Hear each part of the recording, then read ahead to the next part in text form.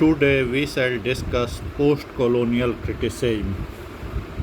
Post-colonial criticism emerged as a distinct category only in the 1990s.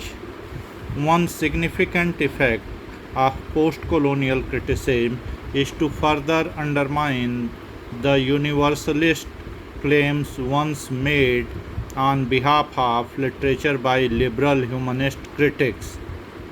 If we claim that great literature has a timeless and universal significance, we thereby demote or disregard cultural, social, regional, and national differences in experience and outlook.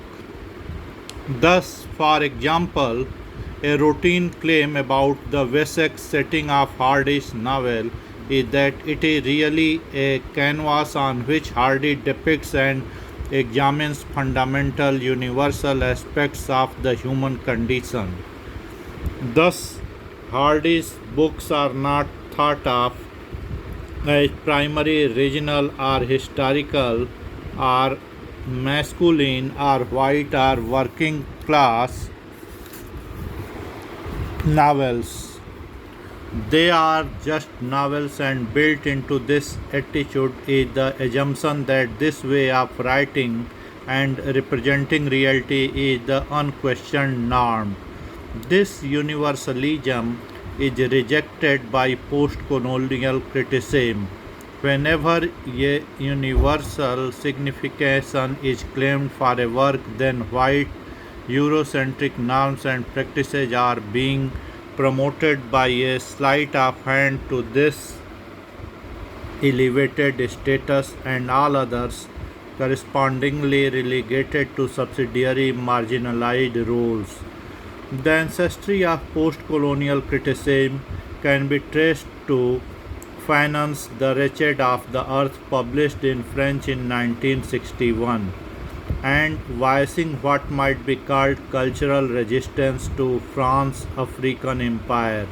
Fanon argued that the first step for colonized people in finding a voice and identity is to reclaim their own past.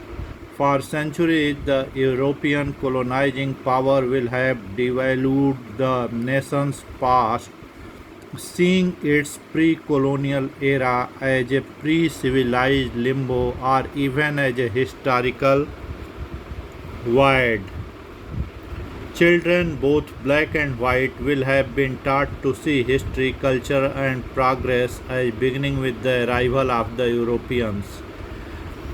If the first step towards a post-colonial perspective is to reclaim one's own past, then the second is to begin to erode the colonialist ideology by which that past had been devalued.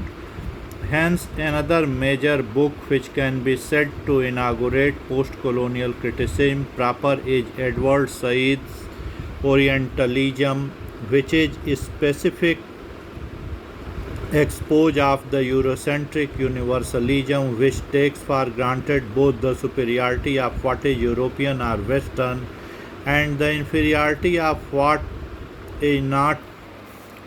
Said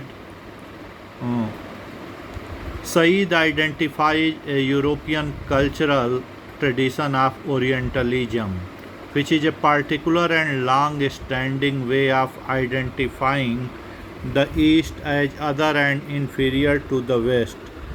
The Orient, he says, features in the Western mind as a sort of surrogate and even underground self.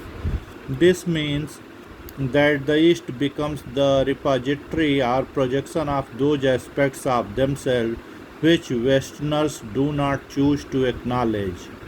At the same time, and paradoxically,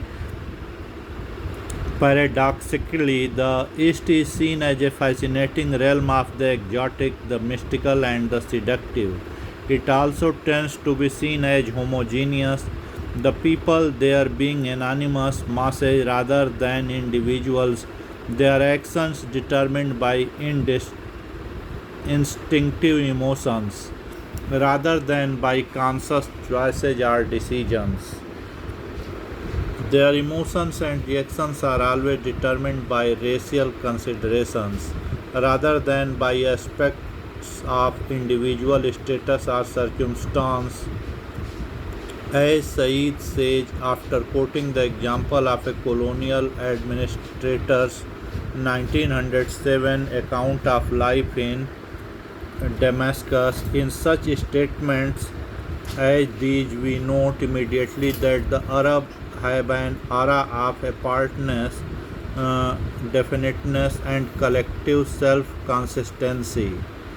Reading literature with the perspective of Orientalism in mind would make us, for instance, critically aware of how Yeats, in his two Byzantium poems, provides an image of Istanbul, the eastern capital of former Roman Empire, which is identified with sensuality and exotic mysticism. At such moment, Yeats adopts an ethnocentric or Eurocentric perspective, seeing the East as an exotic other, which becomes the consent, cons- contrasting foil to his own pursuits and concerns. Edward Said has written an essay on Yeats which reads him in the context of post colonialism. Said views the desire frequently expressed in Yeats' work to regain contact with an earlier mythical